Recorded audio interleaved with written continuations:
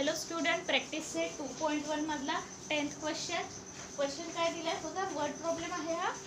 Walls of two buildings are on either side of a street are parallel to each other. हा एवढाच जर meaning फुल stop पर्यंत जे first sentence आहे त्याच्यावरून आपण डायग्राम ड्रॉ करणार आहोत. काय आहे, दोन बिल्डिंगच्या वॉल्स दिलेले आहे. वॉल्स ऑफ टू बिल्डिंग्स कशा आहे, on either side of a street, म्हणजे जो रोड आहे, स्ट्रीट मीन्स रस्ता, त्याच्या आयदर साइड म्हणजे एक एका साईडला आहे ते एक दुसऱ्या साईडला आहे. Are parallel to each other, दोन्ही पण कशा आहे, एकमेकांना पॅरलल आहे. तर मग आता याच्यावरून डायग्राम ड्रॉ करायची आहे. दोन अशा वॉल्स आहे.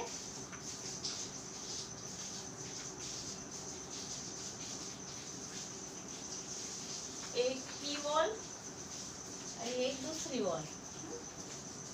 अशी बिल्डिंग आहे, तिची ही वॉल आणि ही वॉल, याच्यामधून हा असा रस्ता गेलेला आहे. तर हे बाजूच्या ह्या दोन वॉल्स आहे, एकमेकांना पॅरलल आहे. ओके, आणि बिल्डिंग अशी परपेंडिक्युलर असते, माहिती आहे तुम्हाला.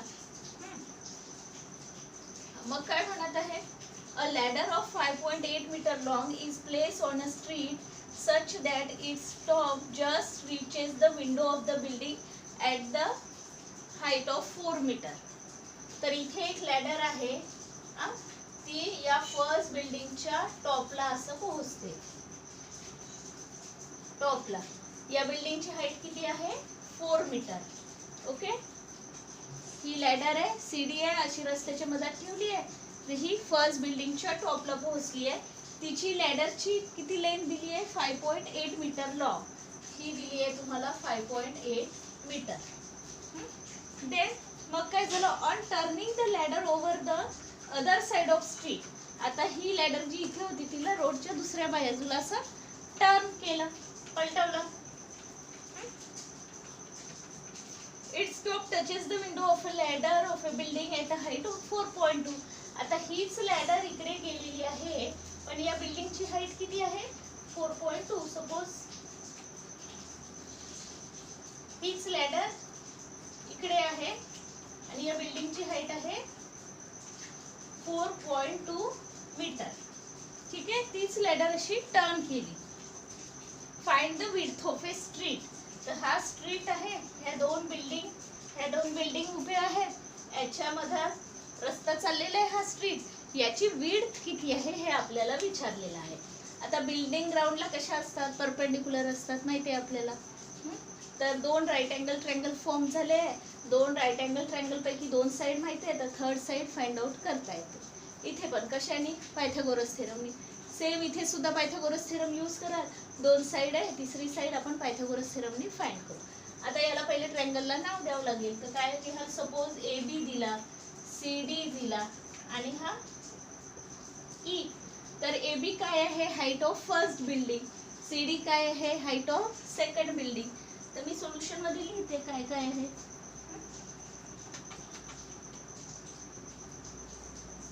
Late A B be the height of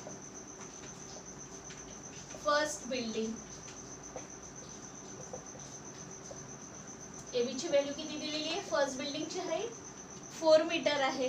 then let C D be the height of another building म्हणा, किंवा height of second building which is on other side of road. तर CD ची value 4.2 metre. आणि ही ladder हीच आहे, दुसरी ladder अजून प्लेस केली का नाही, तीच लॅडर पहिले इथे होती, मग दुसऱ्या बिल्डिंगच्या टॉपवर आहे. ते AE and E C. AE equal to E C equal to 5.8 be the position of ladder.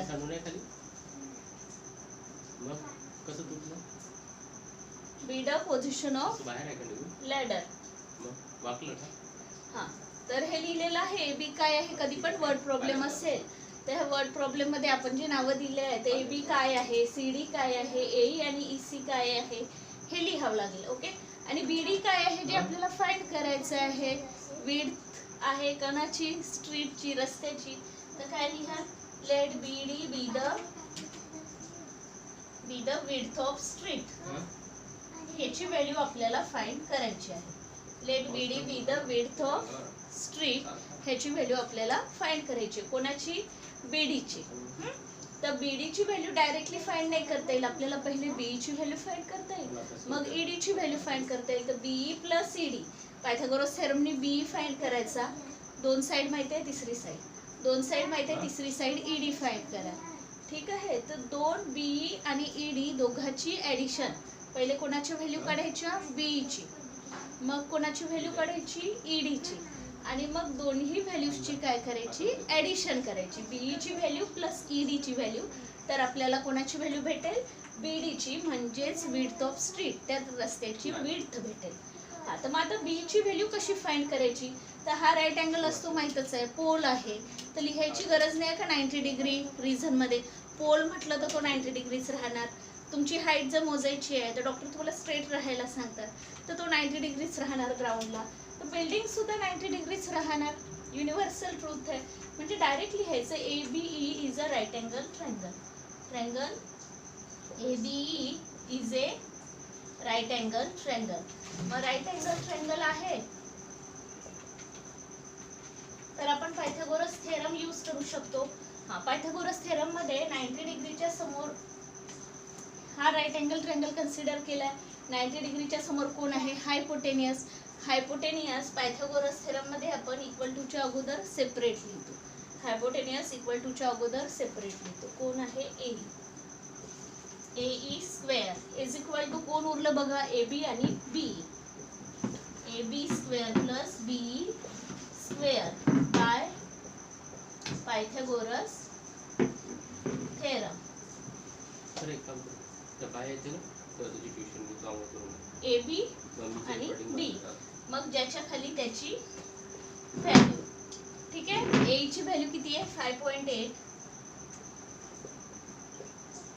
AB ची व्हॅल्यू किती आहे? 4. B ची व्हॅल्यू आपल्याला माहिती आहे का? नाही, जसंच्या तसं. मग 4 चा स्क्वेअर, 4 × 4 16. 5.8 चा स्क्वेअर, 5.8 चा स्क्वेअर किती येतो? तर 5.8 मल्टिप्लाइड बाय 5.8. मल्टिप्लिकेशन करताना पॉइंट लिहत नाही आपण, 58 × 58 लिहत.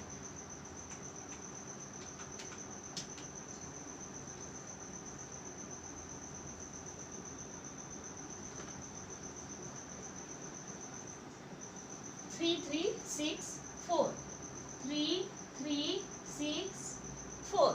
हा, आणि पॉइंट 1 डिजिट 1 डिजिट, म्हणजे पॉइंट नंतर 2 डिजिट आहे तर बॅक साइडने 2 डिजिट नंतर पॉइंट. आणि नंबर कडे येणार कॅल्क्युलेशन मध्ये. एक इक्वल टू च्या आधी, एक इक्वल टू च्या नंतर आहे, तर नंबर कडे येईल. +16 इकडे आले तर -16. इथे कोण उरला? प्लस BE स्क्वेअर, तर प्लस लिहायची गरज नाही, ओनली BE स्क्वेअर. मग याचं सबट्रॅक्शन करूया. तर सबट्रॅक्शन तुम्हाला रफ मध्ये करून दाखवते. 33.64 -16 ला कसं लिहाल? 16.00 लिहाल, कारण डेसिमल पॉइंट वाल्याचं सबट्रॅक्शन डेसिमल पॉइंट वाल्यासोबत होते, राईट. तर मग 16 ला डेसिमल पॉइंट बनवायचं, 16.00.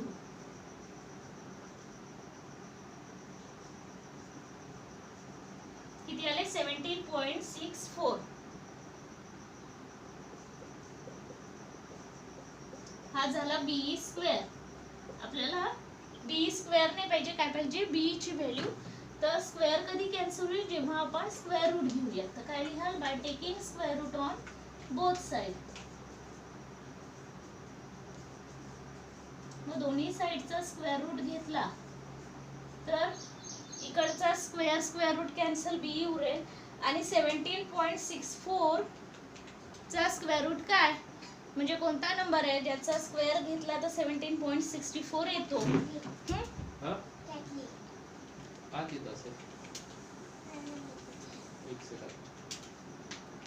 तर कसं चेक कराल? पॉइंट सोडून द्या. सध्या 1764 कोणाचा आहे ते बघा. आता 1600 कोणाचा आहे माहिती आहे आपल्याला, हो ना? 4 चा स्क्वेअर आहे 16, राईट. आणि एक 0 असेल तर त्याचा स्क्वेअर केला तर 2 0. 40 मल्टिप्लाइड बाय 40 केलं तर येते 1600, राईट.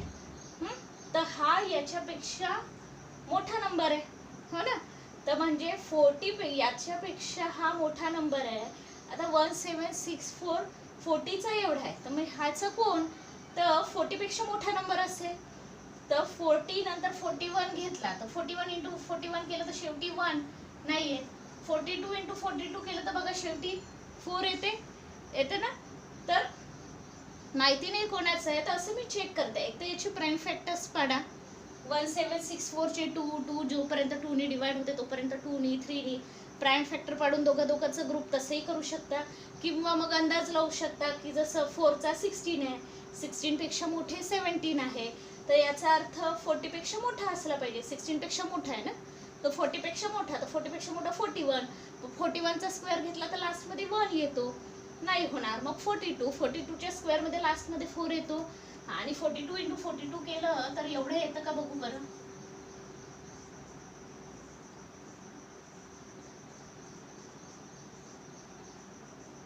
येतं 1764 येतं. म्हणजे हा कोणाचा स्क्वेअर आहे, 42चा.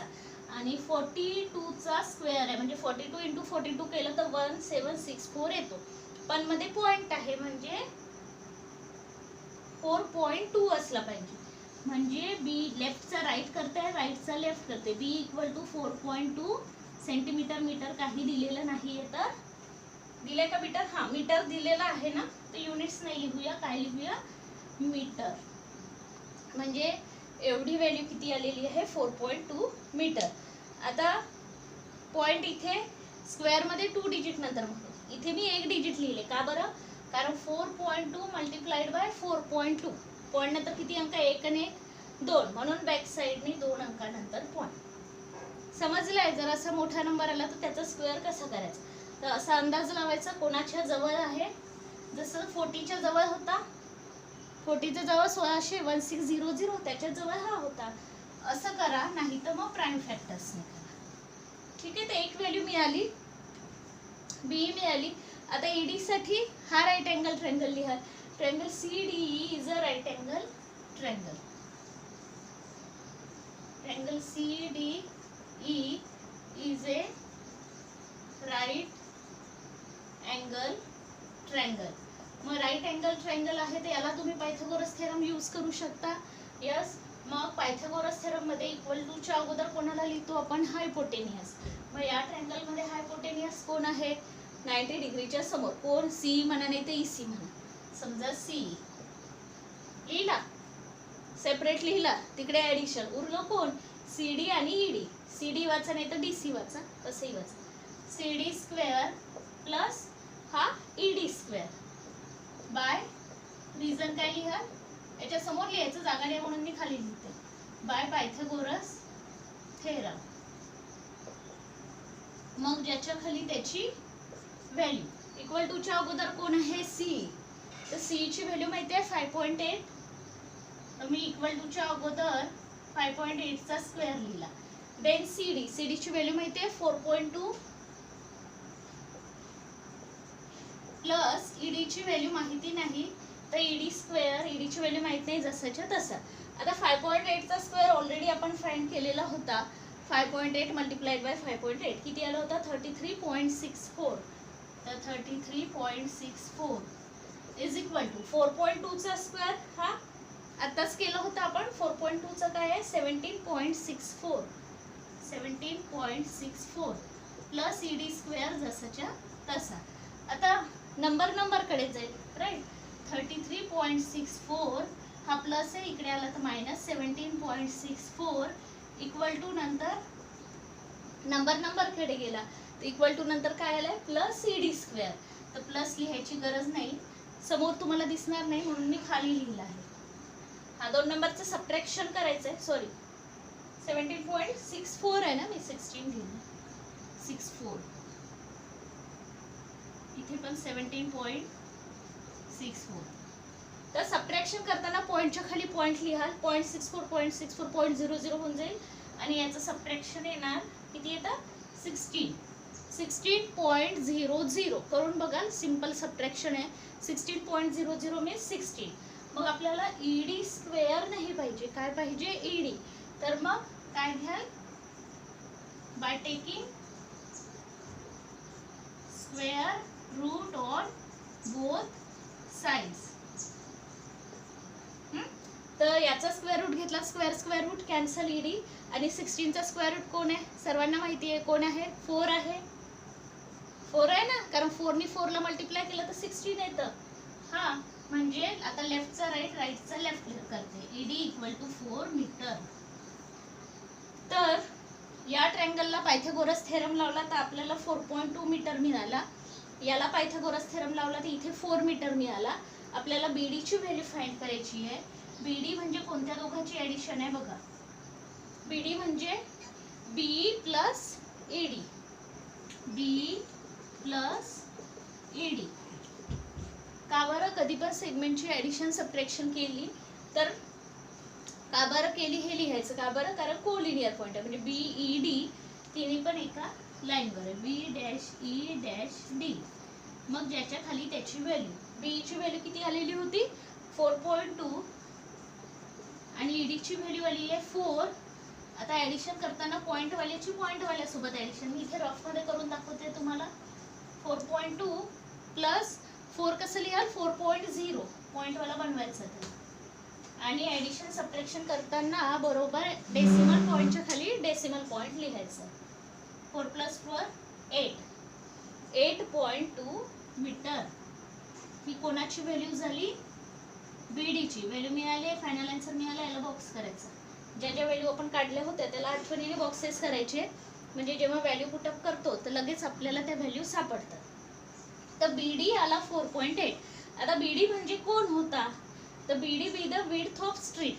तुम्हाला तेच फाइंड करायचं होतं. Find the width of street म्हणजे या रस्त्याची विड्थ किती आहे, रुंदी किती आहे. तर किती आहे विड्थ, 8.2 मीटर. तर वर्ड प्रॉब्लेम आहे, जसा क्वेश्चन विचारला तसा आन्सर लिहायचा आहे. देअरफॉर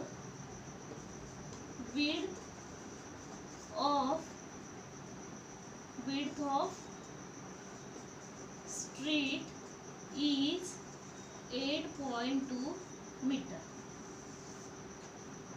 समजला प्रॉब्लेम, तेवढं काही डिफिकल्ट नाही आहे. फक्त पायथागोरस थेरम 2 वेळेस यूज करायचा आहे. ठीक आहे, सिंपल प्रॉब्लेम आहे. 1-2 वेळा व्हिडिओ रिपीट बघा, कारण वर्ड प्रॉब्लेम आहे त्याच्यामुळे.